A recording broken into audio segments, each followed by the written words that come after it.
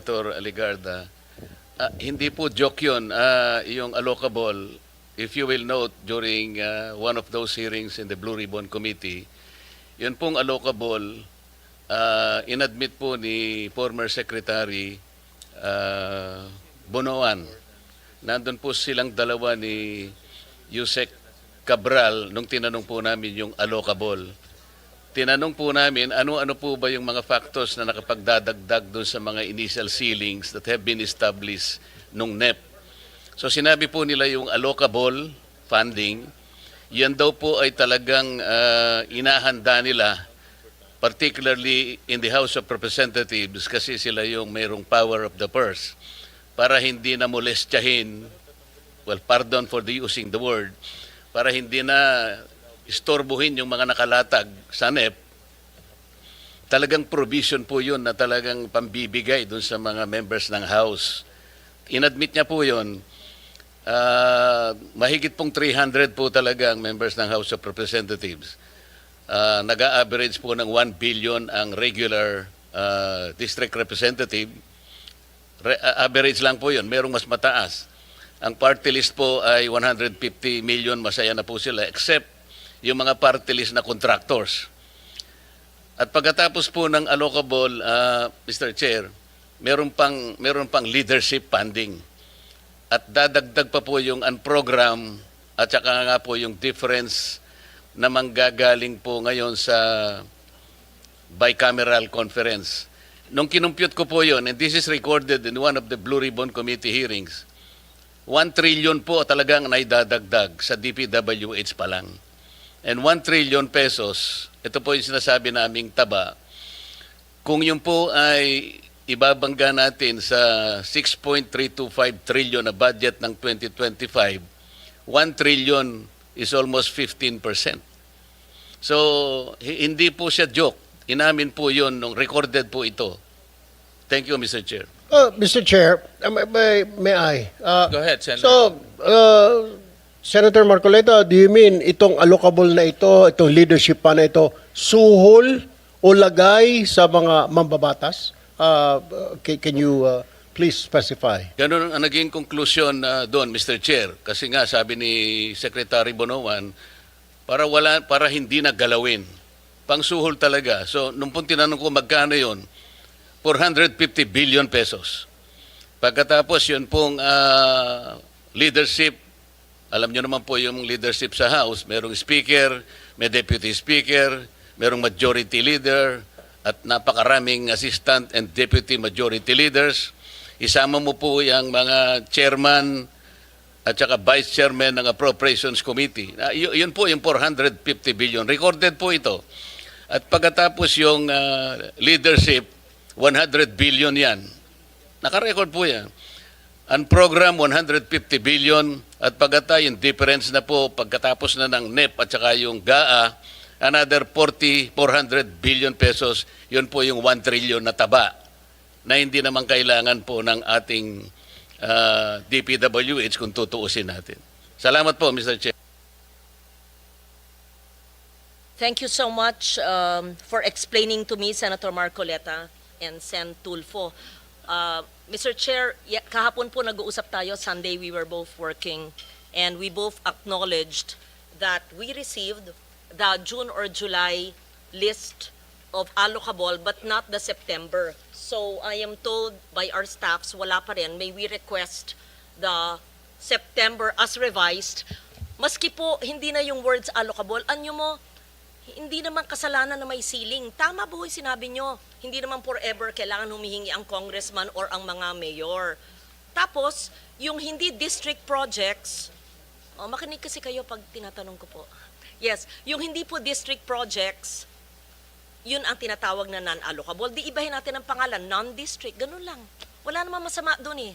Alam nyo, first, allow me to commend the President and commend Secretary Dizon for heeding the clamor of both houses of Congress.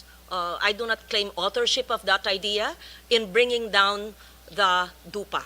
Thank you for that. It was declared by the President on the day that he left for the ASEAN meeting. We truly appreciate your listening to the people. and bringing it down. But there are much more reforms to be done. I believe that all of us want really reforms and changes that will be felt by our people for bigger fiscal space to give other departments or other programs under DPWH that will really redound to the benefit of our people. Kaya, una, I commend you. Salamat po sa pagbaba ng DUPA na makakasave, sabi nyo, ng 50. Pero sa computation ko, and I'll get back to that later, it should be bigger than 50B. And siguro dapat sagutin nyo yung hiningi ng chair last time, yung natuklasan niyang 271B. At pangatlo, yung sinabi po ng LBRMO staff and the chair staff na wala pa rin po yung September. We don't need the June, July of the previous leadership's allocable and non-allocable. What we need is the 625 billion revised NEP and then give us ano yung ceiling ng district, ano yung hindi alam ng district. And why do I say this, Mr. Chair? Mahalaga po, kasi di ba nangyayari ngayon, may mga congressman na tatamaan, may mga ibang sa lokal o district engineer na tatamaan, hindi nila alam. Senator Sherwin himself, we were talking yesterday and we were both asking each other, nasa yung malistahan, pareho kaming we were in the dark, wala pa. And then you told me that indeed, in your district, your brother's a mayor, sa inyong Kong, and there are projects you don't know. Then we feared you could be blamed for it, and is that, we were asking each other, yan ba yung allocable? We don't know. So, just to protect everybody who will eventually sign the GAA of 2026, what if kaming lahat dito, tapos pipirma kami, tapos sasabihin natin, pinirmahan nyo, tinanong naman nyo, tanggap nyo yun na may non-allocable, hindi nga eh. Maski po iba na ang tawag natin, gusto lang po namin makita ano yung alam talaga ng congressman, alam ng district engineer, at yung hindi nila alam na maaring alam ng region, na maaring alam ng central na hindi alam ng region. Walang masama po doon in all transparency. Diba? Am I conveying the same message we talked about? Yes. So, wag mo, please, I hope I'm not blamed. Because this, I'm speaking for the team. Kasi nag-usap po kami ng weekend. Yes. Yeah. Thank you. And Mr. Chair, in relation to those comments by Senator Ligarda, I remember we also requested that the DPWH provide us, kasi kung di po ako nagkakamali, kinors ko kay Yusek Ador Canlas, dahil nagbigay po sila ng proposed fiscal year 2026 DPWH infrastructure program based on HGAB. Ito po yung binigay nyo nung nakaraang hearing. Mr. Chair, ang request po natin, kung mabigyan po tayo ng 2025, 2024, and 2023 in the same format. Kasi po ang binigay nila, nakita ko po, is a detailed HGAB. It will not permit easy comparison eh. Dito po, kung gamitin po natin itong format na to, sinabi ko naman sa ito, Yusek Ador, ang daling ikumpara. Halimbawa po, yung National Capital Region, 26.6 billion, di ba? So makikita natin sa 2025, 24, and 23 kung ano yung latag. Because I remember, sinabi ko kay Secretary Dizon na ang pinaka-importante, mahimay natin, kasi ang importante rito yung allocation po ng finite resources ng ating bansa. Region 1, 24 billion, CAR, 17 billion. Sana sa ganitong format din po, napakadali na ikumpara natin yung 4 na taon, madadali po tayo eh. Yun po yung aking request nung nakaraang hearing, kung matatandaan po ninyo. Hindi po yung detalye, mawawala na po tayo doon pagka yung detalye. If you were the one who submitted this format, in the same format sana, HGAB po, hindi po yung NEP. So, kung HGAB, puro HGAB po yon 2023, 24, 25, meron na pong 26. So, tatlong taon na lamang po ang inihingi namin to permit easy reference and comparison. Pwede po. Go ahead, Yusek Conti. Thank you, Mr. Chairman. With the kind permission of the Secretary, I would like to address first the manifestation and comment of Senator Lauren. Ma'am, tama po kayo at nagpapasalamat po kami sa inyong pag-promote and transparency, accountability, and fiscal discipline dito po sa ating budget process. And I'm conferring with Director Bote. Tomorrow morning, we will be submitting as requested, Mr. Chairman, yung pong hinihingi nyo na allocation per district, kasama na po yung allocation in totality per region so that the committee will be properly guided po based po doon sa request po ni Senator Lauren. Yusek, i-ano lang po namin, i-stress lang namin, based on HGAB. Yan, apo. Yun And po, number two, yung request po ni Senator Marcoleta, we will be furnishing you with the 2023, 2024, and 2025 HGAB following the format submitted Yes, sir. similar to 2026. Yes, sir, Mr. Chair. Kasi po itong binigay nyo based on GAA Kaya medyo hindi comparative.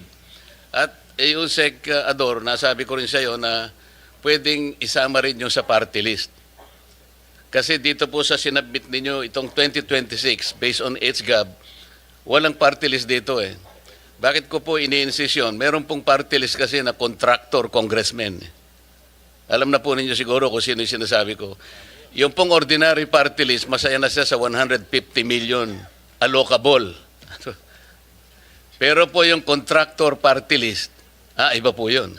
Kaya gusto po naming makita, this is still in relation to the truthful allocation. Dito po nagkakaroon ng problema. Pwede po ba yun? Isasama po natin ang party list. Dito po sa HGAB po ninyo, 2026, wala pang party list.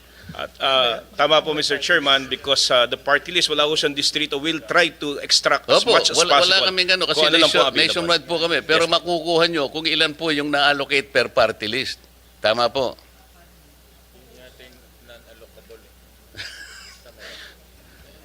Mr. Chairman, to be quite honest, I'm asking. I think ang makakaalam lang daw po according to ASEC Bote or would be the Committee on Appropriations in the House. Kung HGAB po ang pinag-uusapan natin. Nahihirapan po kaming kumuha nun eh. Kasi nga po po. kayo, makukuha nyo rin eh. Lahat ng party list, alam po ninyo yung mga projects nila eh. So doon na lamang po natin kunin. We will try our best, but according to our budget staff po, Mr. Chairman, parang medyo bulag ho ata kami doon eh. Bulag ang DPWH kung which party list got this, that got this. Kasi nga ho, there's no district eh. Kasi po kami naniniwala, mas authentic yung makukuha nyo kasi kayo yung nakakaalam ng mga We projects will try nila. our best. Mr. Chairman, we will try our best po. But right now po parang yeah. We will try our best, Mr. Chairman. But I'm being told now that it's very difficult, close to impossible to extract which district, which projects and saan yung inallocate for the Bigyan ko kayo ng party clue list. para hindi po kayo mahirapan, Secretary. Yung mahihirapan lang kayo, konti lang yun. Kasi yung mga contractor party list, congressmen yun eh. Yun pong ordinary party list lang, kagaya ng Sagip party list, 150 million lang po yun eh. Pero pagka yung malalaking party list po na contractor talaga, yun lang ang pagsikapan ninyong itotal. Doon po makikita yung lopsidedness. Meron pong distortion talaga dyan. Mga contractor po sila eh.